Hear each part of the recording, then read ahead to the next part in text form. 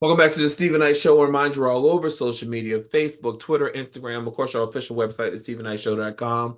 Follow us on TikTok, and you can watch us on YouTube channel if you'd rather see us. All right, so Baldwin isn't in the clear over the fatal shooting at the cinematographer Helena Hutchins. In fact, Baldwin could be looking at a trial after a grand jury indicted him this past Friday on involuntary manslaughter charge, per the AP. As previously reported, Hutchinson passed away in 2021 after Baldwin allegedly discharged a prop gun on the set of Rust. The shooting took place during rehearsal on the New Mexico-based movie set. Director Joel Souza also sustained non-life-threatening wounds from the weapon. This past week, special prosecutors undertook the task of presenting a newly analysis to the grand jury. Alec Baldwin has previously claimed that he didn't pull the trigger and only pulled back the hammer, but further analysis says differently. Now, Lucien Haag of Forensic Science Services of Arizona led the new analysis of the gun. The experts used replacement parts for the new analysis. Parts of the gun Baldwin allegedly fired previously broke during previous FBI testing. The FBI had initially concluded that the weapon could go off without pulling the trigger if enough force was applied to the uncocked hammer. For example, the gun could have gone off if it was dropped due to its design. However, the new analysis says that that's not the case with Alec Baldwin. The indictment comes after special prosecutors previously dismissed the same charge in April of 2023. They decided, based on the information, that the gun might have been modified before it ended up in Alec's hands. The film set weapons supervisor Hannah Gutierrez Reed also charged with involuntary manslaughter and evidence tampering. Her trial will reportedly begin next month. She has pleaded not guilty to the charges. Meanwhile, Alec Baldwin is facing several civil lawsuits for compensation over the incident. However, judges recently put those on hold after special prosecutors revealed that their intent to present charges to the grand jury. Now, the husband of the deceased cinematographer allowed filming on Rust to resume last year after being named an executive producer. AP reports that the filming continued in Montana versus New Mexico, and I believe it finished last year as well. So I was shocked when I saw that he was being charged again for this after they cleared him. Linnea, what are your thoughts on this? I'm past Alec Baldwin. What's going on with this husband? Yeah, I think they were trying to work because initially he didn't want to press charges against Alec Baldwin. He thought it was a mistake. You know, of course, he was upset. But I guess they worked out a deal where they made him executive producer on the set so they could continue filming. What? Mm. I'm lost because he wasn't initially a part of it, but His wife was. your wife was. Your wife gets killed on this set, and you work out something to where you could be the EP Mm-hmm. and go ahead and let them finish shooting it. Oh, I'm confused. I, I'm confused. The whole Alec Baldwin thing, that's expected. They're going to try to Yeah. fix that. But I'm confused about this husband. That's what I'm confused about. I need more information. Yeah. Well, I know they had young kids, so maybe it was for their financial benefit. But why would that even be a thing? I don't know. I'm still trying to figure that out. Like, Yeah. who made that arrangement? The Okay, lawyers. I defer to Chica. Chike, what are your thoughts on this? Mm. So because Lenny and I are in the movie business, we kind of that kind of like speaks to us a little bit. And you just don't get an executive producer. They just don't go around throwing them around like that.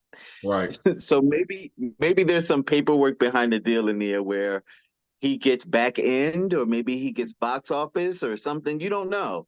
And that's the way that they're going to do it. They're going to facilitate it through the executive producer. I don't know. It's really weird, but anyway. Um, it sounds to me like somebody trying to get that Baldwin man. Somebody's trying to get him, and they're going to keep trying to get him until they get him. They're either going to get him in the pocket or they're going to get him behind the bars. The Yeah. pocket or the bars. He did somebody wrong. Is he still? So is he still attached to this film?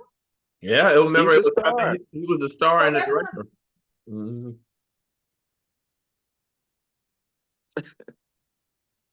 okay. Yes, he's the star. Yeah. Okay. I know he. You know what? Nope. I'm not gonna do it. I'm not gonna do it.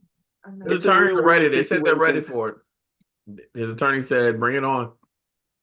That this movie is that important.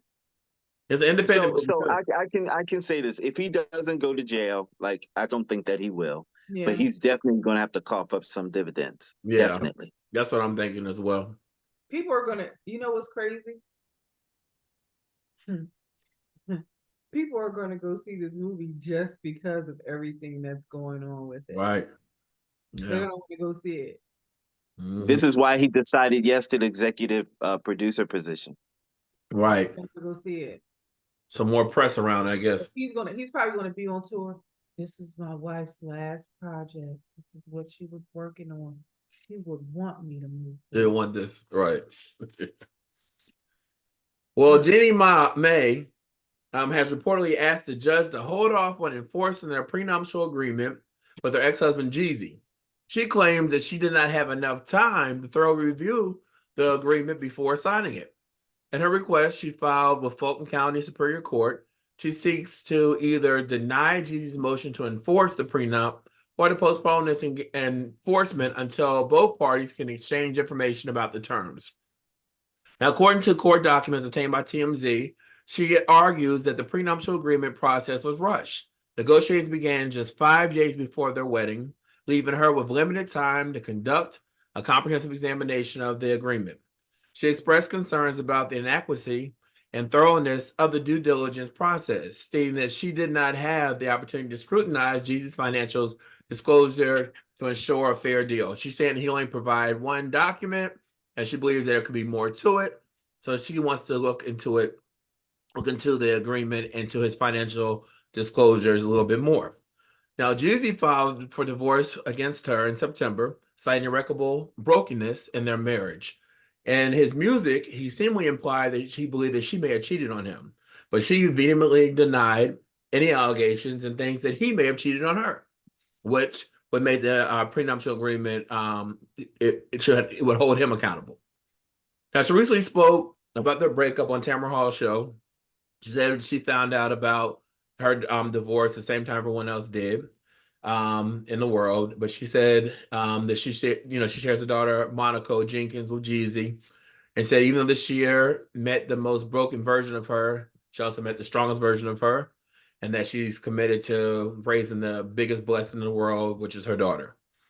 Now, with Jeannie Mai's recent request to delay the enforcement of the prenup, it appears that their divorce is becoming increasingly messy. As legal proceedings unfold, it remains to be seen how the court will address her concerns, whether the prenuptial agreement will ultimately be enforced. So she signed the paperwork, but she's saying she didn't have time to really review it. So now she wants to go back and review it again. Chike, does she have a case? Thank you for calling me first. Listen, I'm gonna say like Tony Braxton said, new money. Why is all your business out in the street? Mhm. Why do we need to know? You went on a press tour crying your woe is me. And I'm really not picking on this woman. Right. She just her marriage just went to kaputs. But this man has been vehemently pushing against anything that you are trying to do. Honestly, in his heart of hearts, and I believe his heart is true in the sense of what he believes you cheated on him. He's acting like you cheated on him. His whole disposition is disdain about everything about you. He doesn't want anything to do with you anymore. He's enforcing the prenup because he can. If you weren't standing on your business when y'all got married and he slid that on over to you for you to sign, you signed it. In a court of law, legal. If it's not written down, then it doesn't exist. Guess what's written down? Your name. What to do? What gonna do? What you gonna do? Enforce the prenup. And I would assume that her attorneys looked over it before she signed it. That part. But can everyone else that's planning on getting a divorce or breaking up or whatever? This is messy and it's bad for the Black brand. It really is. It really is. And I know that she's what is her background? She's Asian descent, right? 8%, yeah. Yes. Okay. You're still brown too. Stop making us look bad. Y'all look crazy. We didn't hear none of this about Angelina and Brad. We heard rumors, but they weren't going around doing interviews complaining and crying about he did and then she did and the kids and then the prenup. They probably was in some quiet boardroom on opposite ends of the table, sliding papers back and forth, and it's over. Right. Quietly. Grown people, handle your business with dignity and respect. Lanier, does she have a leg to stand on, in your opinion? No, absolutely not. Jeezy's like, so let's look at this. The press that Jeezy has been doing was centered around his book. Yeah. He doesn't go into having like in-depth discussions about his wife. Even when he sat down with Nia Long, there was a question, but how he answered the question, there was no disparaging her or anything. It's like he don't even really want to talk about her. Right.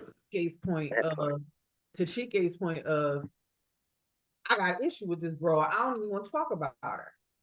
But her, on the other hand, in true, and I hate to say it, but in true white woman form, they want the people on their side. I'm going to go on these shows. I'm going to do this tour. I didn't know. And it was all a surprise. Let me tell you something. Nobody can force you to sign something. And if it was 5 days before your wedding, why you still get married? Right. Because that don't make no sense. And she's the same person when their baby was born. He's an amazing father, an awesome father, Now you going through this. I fear for my child's safety. Oh, your attorney is coaching you very well. Whoever your attorney is getting their money. I'm sorry, Lanier, but she's, because you said that, I just got a vision. She's doing what these other girls do when they get mad at the guy, and they're punishing them by keeping the child away. That is so low ball and so low class. Don't do that. That's what he's fighting for. I'm happy. I am happy that they got married in Georgia. Yeah. This was California, we would be having a different conversation. But I'm happy they got married in Georgia, and I hope that it works out in Jeezy's favor, because like he wants joint custody. Joint custody. Yeah. You understand? He didn't say I want sole custody. He said I want joint. No. Why? Right. Great father before y'all broke up. Why? Yeah. You know what I wonder? I wonder if he's already seeing someone and she knows, and that's why she's. A rumor has it. Who he's seeing? Your girl. Who? Faith Evans. Nah. That's a rumor. I heard it today. Okay. I heard it today. I don't know if it's true. I heard it today though. Lord have mercy. I don't see that. I think that. I think that Jeezy has, he has certain things on his side, especially that signature. Yeah. And I think that discussion would have happened way more than 5 days before that wedding. And it's a legal binding document. I didn't get a chance to read it. You signed it. Listen, I saw a good quote on the refrigerator, and it said, "The lack of planning on your end does not make it an emergency on mine." Pretty much. You should have got your esquires to overlook the paperwork that was slid to you across the table. Exactly. But weren't you on a TV show? Didn't at that time you had a contract that you had to look over at that time, so you don't all of a sudden you don't look over contracts? Right. Yeah. You were on a TV show. And she just got on a new TV show. That's why she's been doing her rounds. And let me ask, is no one on that show learning any lessons? All your friends are getting divorced. No one's teaching anyone about the next, about what's going on, giving you some pointers about when you get your divorce? Because it went boom, boom, boom, boom. But she's on a new show. She's on a brand new game show. That's why she was doing her rounds. That's why she was doing her rounds. Let's go to our last story. So Spelman College in Atlanta, Georgia is making history after receiving its largest donation ever made to an HBCU. According to 11 Alive, the school revealed that gracious donation this past Thursday, January 18th. According to the outlet, the Women's College has given a donation of $100 million. Additionally, the gesture reportedly makes it the largest charitable gift ever given to an HBCU, aka historically Black college or university. The outlet reports that the married couple made the donation. The wife is businesswoman and philanthropist named Rhonda Stryker, and her husband, William Johnston, is the trust board chairman. 11 Alive adds that Stryker has been a Spelman College trustee since 1997. According to the Teachers College, Columbia University, trustees work with school presidents and administrators on reviewing academic programs, raising funds, and approving major policies and other duties. Furthermore, the donation marks 100 years since Spelman's official naming in 1924, per the school's press release this past Thursday. It said, "We are invigorated and inspired by the incredible acts of generosity," the president of the institution, Dr. Helene Gale, said per the press release. And pretty much they said that this gift is a critical step in our school's mission to eliminate financial barriers to starting and finishing at Spelman education. We can't thank Rhonda Stryker enough for her selflessness and support as both a trustee and friend. There's no doubt that Spelman College is better because of her. And they're talking about the ways that we'll break down the amount of money, and so they have a plan for this. And I'm sure the good thing is that she's a trustee, so she can kind of have her eyes on this to make sure that it's being used in the best way. But they were on CBS Mornings when they was announced, but they had the like a assembly, and they showed on CBS Mornings, and the woman who donated the money, Ms. Stryker, she was on with Gayle King. But Chike, what are your thoughts on this donation, the largest one for any HBCU? I know we both went to HBCUs. What are your thoughts on this? Yeah. Oh, I love it. I love hearing stuff like this. This is how it's supposed to be. And I want more of this to continue to happen. I wish even some of the smaller schools, like my school, Virginia Union, I want them to receive more funds. I wish that I'd become a billionaire. I would give them funds because you just want everybody to win. That's just kind of like that attitude that you have. It's a family. Even if you're not there anymore, it's still a family. Yeah. And if you go to any of those homecomings, you see how much of a family it is. Linnea, what's your thoughts on this huge gift? I mean, it's amazing. Like they said, if I had it, I would. And I've always wanted to go to a HBCU. My experience, I just went to a regular old college. So we ain't even I don't even need to say the name. But I've always wanted to go to a HBCU. I've always wanted to have that experience. And I know that it's never too late, but I don't want no more student loans, and I'm still waiting on them to forgive the one I got. Exactly. Unless somebody else gonna pay for it, all I can do is wish and dream at this point, go visit the campus and act like I'm a student. Right. And that's it. But I think it's a great thing if more people did that, because that's how these other schools Ivy League, off of this money. And being that we are starting to, I guess, well, you let them tell it, we're infiltrating those spaces. That's why everything happened with Dr. Gay and getting her out of the school where she was at. Prominent Black woman. Yeah. Got her out of there on some BS because they don't want us in those spaces. Yep. Especially in charge. So, but then they don't want to support HBCUs. And it's a critical thing. I've been to some homecomings, Chad. Yeah. Listen. Yes. If only I was younger. I'd be sleepy now, but most definitely. Well, listen, before we go, our thoughts and prayers. We learned that Dr. Dexter Scott King passed away at 62 years old after a battle with prostate cancer. He was the youngest child of Dr. Martin Luther King Jr. and Coretta Scott King. He continued the legacy after his parents passed away, and he was only 62 years old. So our thoughts and prayers with his wife and with the King family. Amen. Stephen, can I do a shout out before we leave? Absolutely. I want to shout out the Native Land Podcast. Shout out to Tiffany Cross. Shout out to Angela Rye. And shout out to Mr. Andrew Gillum. Yeah. You're Putting Your Thing Down is my new favorite podcast. And thank you for contributing to the culture. Absolutely. There was one thing I didn't like that Angela Rye said, but I love them all. So shout out to them.